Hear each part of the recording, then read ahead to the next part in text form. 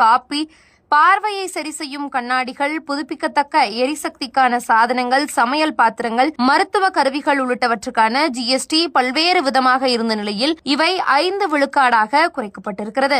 AC, 32 அங்குல தொலைக்காட்சிகள், சிறிய வகை கார்கள், 350 சிசி குறைவான திறன் கொண்ட இருசக்கர வாகனங்கள், சிமெண்ட், பேருந்து, மோட்டார் வாகன உதிரி பாகங்கள், 3 சக்கர வாகனங்கள், சரக்கு வாகனங்கள் உள்ளிட்டவை 28 விழுக்காடு வரியிலிருந்து 18 விழுக்காடு வரிக்கு மாற்றப்பட்டுள்ளன. 5-18 விழுக்காடு ஜிஎஸ்டி அடுக்குகளுடன் சிறப்பு வரி விதிப்பாக 40% வரி விதிப்பு அறிமுகம் செய்யப்பட்டிருப்பதாக நிதியமைச்சர் அவர்கள் தெரிவித்திருக்கிறார். கார்பன் ஏற்றப்பட்ட குளிர்பானங்கள், எஸ்யூவி ரக கார்கள், சொகுசு கார்கள், தனிநபர்களுக்கான விமானங்கள் உள்ளிட்டவற்றுக்கு 40% ஜிஎஸ்டி விதிக்கப்படும் என்றும், புகையிலை, பான் மசாலா, சிகரெட் ஆகியவற்றின் மீது 40 விழுக்காடு வரி விதிக்கப்படும் என்றும் அறிவித்திருக்கிறார். மறுசீரமைக்கப்பட்ட ஜிஎஸ்டி விதிக்கு ஜிஎஸ்டி கவுன்சில் ஒப்புதல் அளித்துள்ள நிலையில் 12% கீழ் வரி விதிக்கப்பட்டிருந்த 99% பொருட்கள் 5%க்குள் கொண்டுவரப்பட்டுள்ளன என்றும், இதன் மூலம் ஒட்டுமொத்தமாக 353 பொருட்களின் விலை குறைய உள்ளது என்றும், 38 பொருட்களின் விலை அதிகரித்து உள்ளது என்றும், ஜிஎஸ்டி வரி சீர்திருத்தத்தால்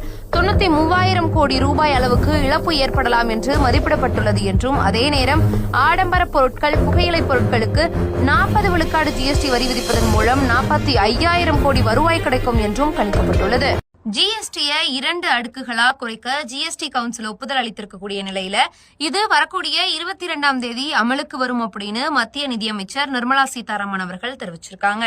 விற்பனை மற்றும் சேவை வரிகள் ஒருங்கிணைக்கப்பட்டு கடந்த 2017ஆம் ஆண்டில் ஜிஎஸ்டி வரி அமலுக்கு வந்தது. இந்நிலையில் ஜிஎஸ்டி வரியில் முக்கிய சீர்திருத்தங்கள் செய்யப்பட உள்ளதாகவும், இந்த ஆண்டு தீபாவளி பண்டிகையின் போது மக்களுக்கு பரிசு காத்திருப்பதாகவும் பிரதமர் நரேந்திர மோடி தனது சுதந்திர தின உரையில் அறிவித்திருந்தார். இந்நிலையில் மத்திய நிதியமைச்சர் நிர்மலா சீதாராமன் தலைமையில் 56வது ஜிஎஸ்டி கவுன்சில் கூட்டம் டெல்லியில் நடைபெற்றது. அதன் பின்னர் செய்தியாளர்களிடம் பேசிய நிதியமைச்சர் நிர்மலா சீதாராமன் அவர்கள் 5, 12, 18, 28 என 4 அடுக்காக இருந்த ஜிஎஸ்டியை இனி 2 அடுக்குகளாக குறைக்க ஜிஎஸ்டி கவுன்சில் கூட்டத்தில் ஒப்புதல் வழங்கப்பட்டிருப்பதாக தெரிவித்தார். இதன் மூலம் பல்வேறு பொருட்களின் விலை குறைய உள்ளதாகவும், ஜிஎஸ்டி வரி சீர்திருத்தம் வரும் 22ஆம் தேதி முதல் அமலுக்கு வர உள்ளதாகவும் கூறியிருக்கிறார்.